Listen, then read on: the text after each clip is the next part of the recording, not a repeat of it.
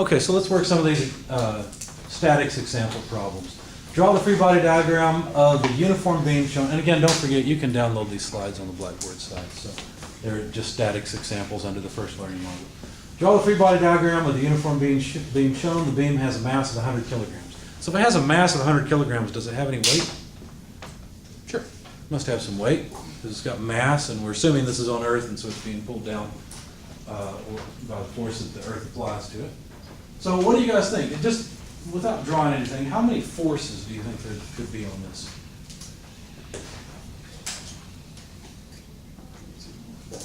We see one applied, right? What else? We just talked about weight. What else? At the fixed point, you got two At the forces. fixed point, there could be two forces. That's right. In fact, at the fixed point, let's just draw this beam. So there's the applied load. Did they call that P? No, they didn't, but you usually do. Wait. Well, at the support back here, and I'll draw it sort of ghosted, there could be two forces. Now, we would usually draw them like this.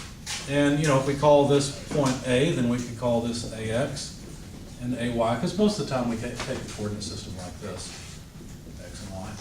Are there any other loads applied to the beam, or is this it? Well, would this thing sit still if it just had those loads on it? There'd have to be a moment, wouldn't there? Because look, you can see that AX is 0, right? There's no other force in the horizontal direction, so there must not be this one, basically. But as it is, let's see, these two are acting downward. That one's looks like it's going to spin, isn't it? Okay. So we must have some kind of moment applied to it. Now, here's what's normally done. Normally what you do is you use the right-hand rule to draw the direction of things that are unknown. So for example, well, let me back up. You'll notice that I drew AY in the positive Y direction, AX in the positive X direction. I didn't use intuition to figure out which way they would be, right? In fact, this one could be down in this direction. Well, no, that wouldn't work because sum of forces means it would just accelerate downward. But anyway, I don't know the direction of this from the very beginning, right? So you just draw it in a positive direction. So if you're going to draw a twist on this thing, or a moment, as it's called, how would you draw that? Well, you'd want to draw it in a positive. What's a positive direction? Well, if you look, take your right hand, point your fingers in the direction of X, turn them into Y through the smallest angle, not this way, that's the largest angle, through this way. Close your fingers in the process, and your thumb points in the positive direction in the normal axis. So Z, that's why Z would come out of the board at us. Okay? So a positive direction for a moment would be this moment. And let's just call it M A, the moment at A.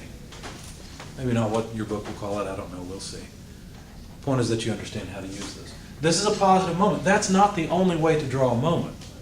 A lot of times in this class, you're going to see me use a different moment. What direction is MA? I just drew it there on the board. What direction is it? Which coordinate does it line up with? Lines up with Z, right? Because that moment, if I wanted to hold this, in fact, this direction will be correct, right? It has to be. So if I wanted to hold this thing in the equilibrium, how would I have to twist back here? I'd have to hopefully have a handle on it, grab a hold of that handle and twist it this way.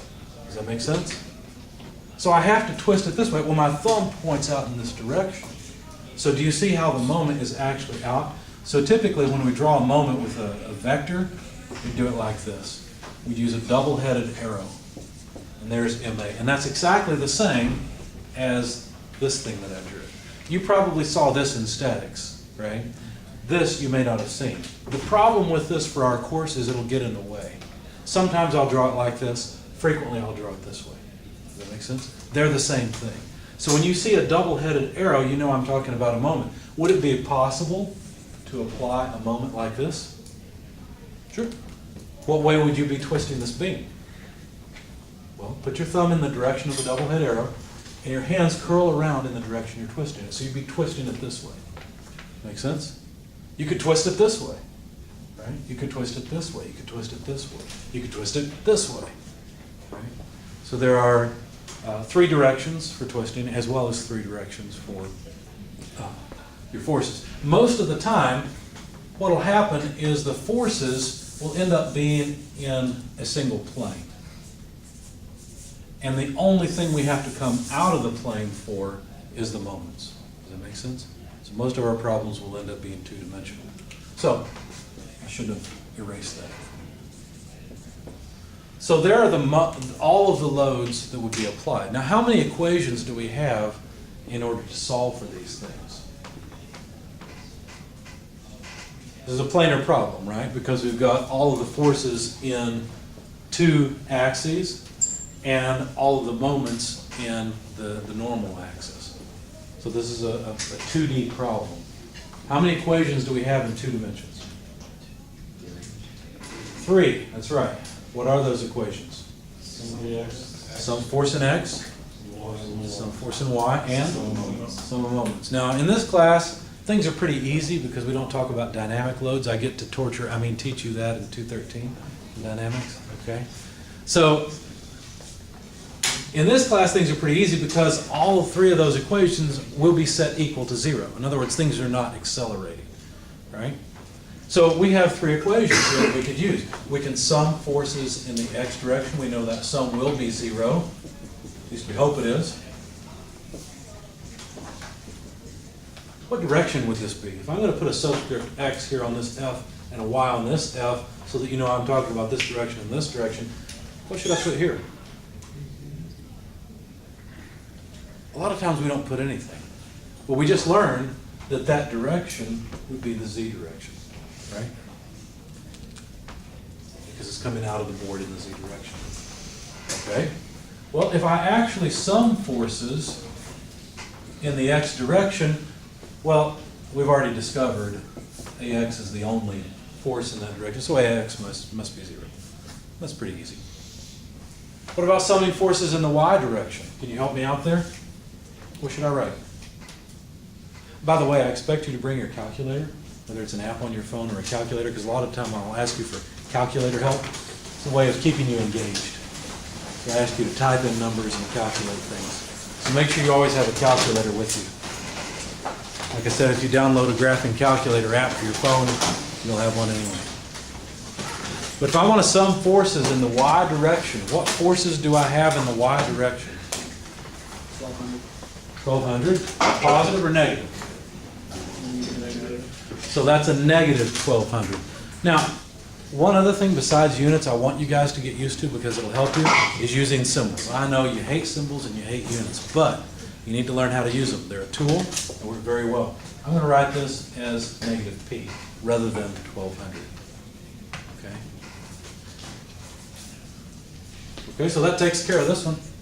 What else? Weight. Weight. What should I write there?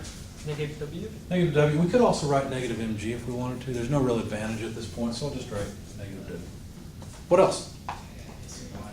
AY. Should I add or subtract AY? Add. We've assumed that the direction is positive. Part of that is because of the coordinate system, but part of it is because you can just see that you're going to have something to balance everything else out, right? So it's easy to see that it will be positive. Anyway, this sum is 0. Okay. How many unknowns do we have in this equation? 1. Right? So this is a pretty easy problem. We can solve for AY. AY is simply P plus W. Okay, so that's 1,200 plus, how much was the mass? 100 times 9.81. What have I done wrong here? I don't have any units. This is not acceptable. Okay. I expect you to do this. AY equals P plus W equals 1,200 kilograms plus the mass. How much was that mass again? I'm sorry. 1,200 newtons. Yeah. Oh, Newton. I'm sorry.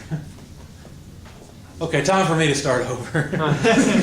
These are forces. Kilograms are not forces. Mass. What we talked about earlier. I was thinking ahead to the mass. How much is the mass? 100 kilograms. 100 kilograms. Thanks. Times 9.81 meters per second squared. Okay. Do you notice that the units will be kilograms meters per second squared? What is a kilogram meter per second squared? It's a newton, right? If you don't remember these things yet, when we come across them, you should make a note of it, or you should write it in your book, okay? There are conversion factors in your book. This author usually puts them in the back. Let's see what he did this time.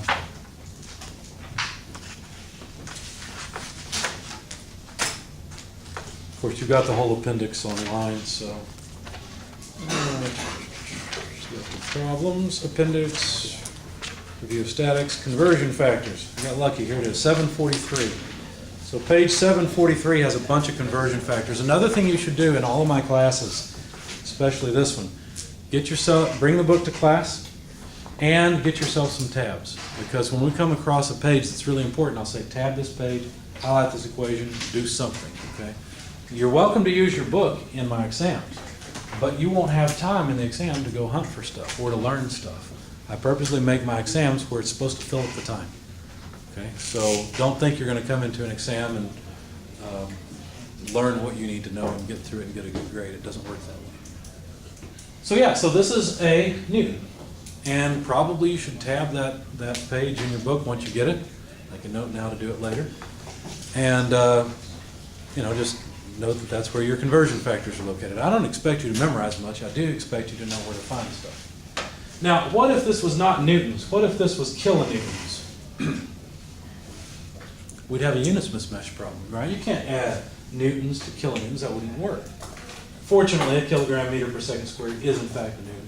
So we can just add it. It's pretty easy to see, right? This is 9,810, right? Did I do that right? 981. I'm batting a zero today. 981. Which one are we at? Let's see if I can do this. 981 added to this would be what? 181. Did I get that right? Yeah. So there's the force at the wall. Now here's an intuitive question. Could you hold this beam up with your hands? No, not at all. A newton's about the weight of an apple, so I've heard. I guess it depends on what apple you get, but that's a lot of apples. How about if we convert that to pounds force? Can you do that? Well, you probably need a conversion factor, and it's not really fair to ask you this since you don't have your book. So let's see if I can find that page. What page number was it? Do you remember? 743. 743. Good job. You wrote it down. Or you got a good memory. 743 says that under mass, anyone want to correct me? We need a weight conversion or force conversion, right? Mass is not what we need. So under force, there we go. It's right under mass. Says that 4.48 newtons in 1 pound force is the same thing. 4.48 newtons in 1 pound force is the same thing. So the conversion factor that's given, I think is that. I don't have it memorized. Some conversions I have memorized. Most of them I know I can look up. How do I use this to go to pounds force? Do I just multiply 4.48 by 2,000? You have to divide. Why? Because I need this flipped, right? So I need to multiply by 1 pound force per 4.48 newtons. That way the newtons go away and I have pounds force. Okay, so plug it in your calculator, please. What do we have? Notice what I'm going to do in my head is say this is about 2,000 divided by 4, which is going to be about 500. It's also about 2,000 divided by 5, which is about 400. I expect an answer between 4 and 500. What do you think? 490.233. Okay. So no, I can't hold up 490 pounds. Not only that, that's probably not the worst load I would have to support. Any questions so far? Doing okay? 4.44. Did I miss a 4 in there somewhere? I probably did. Thank you for correcting me. See how important it is to write down intermediate steps and not just plug numbers in your calculator? So what's the right number here then? That's the right number. That is, okay. You automatically corrected me. Good job. Okay, so no, I couldn't hold up 490 pounds. I'm not that strong. But that's probably not the main load. The main load is probably going to be this moment. How do we figure out the moment? Well, I'll erase the equation. We know the sum of the moments will be 0. So if I sum moments in the z direction, what do I have to do? Well, now I need some lengths. So we've got to go back to the figure and look to see what the lengths are. The beam is 6 meters long. So what's wrong with my figure? So you don't have any distances up your side? Well, that's one problem, but 2 meters is less than 3 meters. Right? I mean, the center of mass of the beam is going to be in its middle, so I really need these two flip-flopped. Oh well. So, summing moments about the z-axis. What would give a positive moment? Would either one of these forces cause a positive moment, or would they cause negative moments? Negative.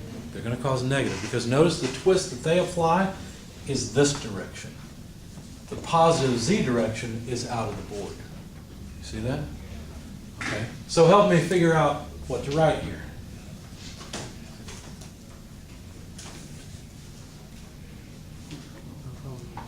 Well, we could be very particular here and call this x1, and we could call this one x2.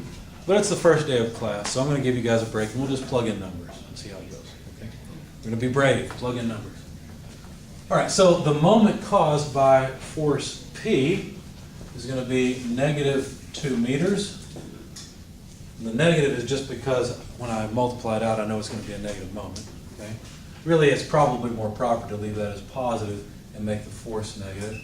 So let's just do that. So P was negative 1,200. Yeah. Thanks. Newtons. So there's the first moment. That's from P.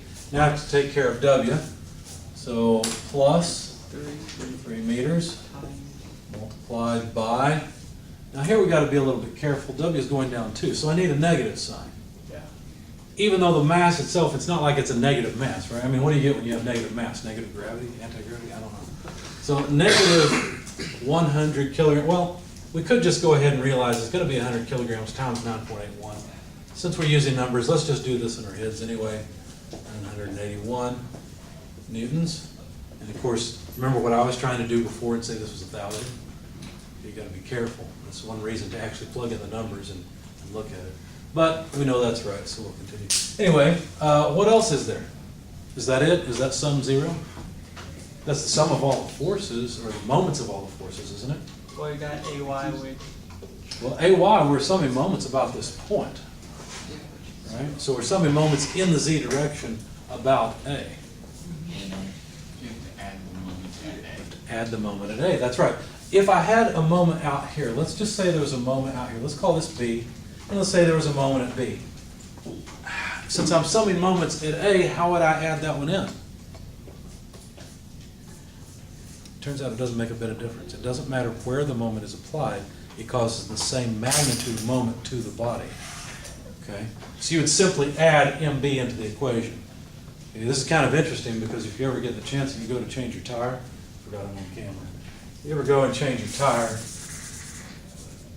you might try this.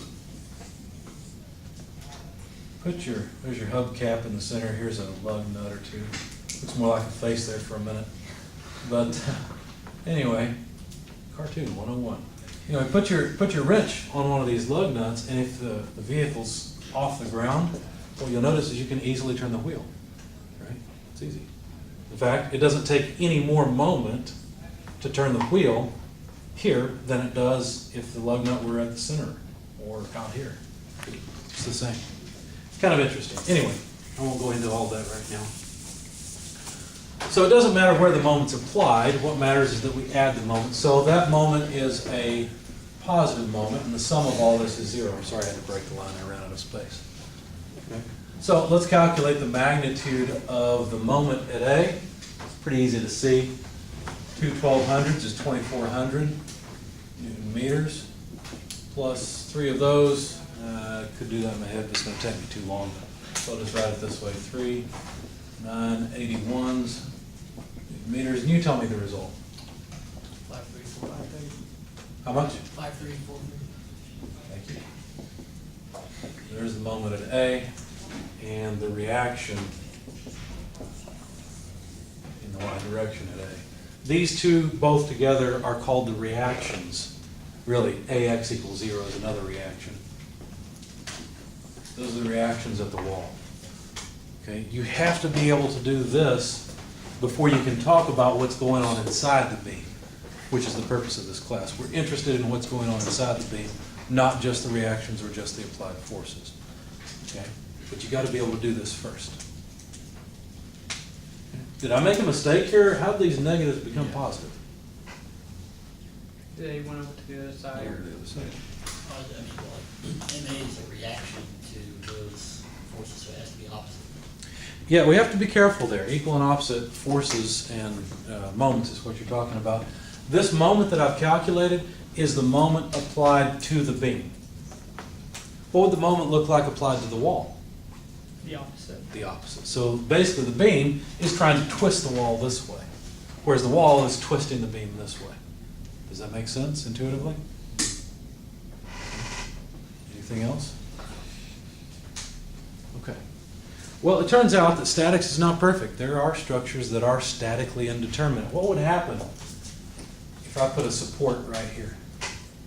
This is a rolling support. Still no force in this direction. AX is still 0. But now we would have a reaction at B. Sometimes you call it RB. Probably the better thing is to call this BY. Now what? Remember your sum of force equations? It was so easy before. Now there's another force in it. You have one equation and two unknowns. You say, okay, no big deal. I'll add it into the sum of moments equation. Guess what? You would still not have enough knowns. Because notice that we have essentially two equations and two unknowns. The two unknowns we really have in this problem are AY and MA. Those are the two unknowns. If we have any more unknowns, we need another equation. Now, yeah, AX was an unknown, but we took care of that in short order, right? That was easy. It was just 0. AX was just 0. So we've already used up all the equations. What do you do at this point? That's where strength of materials comes in. Because the load applied to this reaction will depend on how stiff this beam is. It will depend on the beam's properties. And while you cannot solve this problem right now, you will be able to solve this problem by the end of the course, or at least you should be able to. But you'd have to have properties. What material is it made out of? What's its cross-section? Okay. All right, let's go. Oh, I've got 1 minute. What can I do in 1 minute? I can't. All right.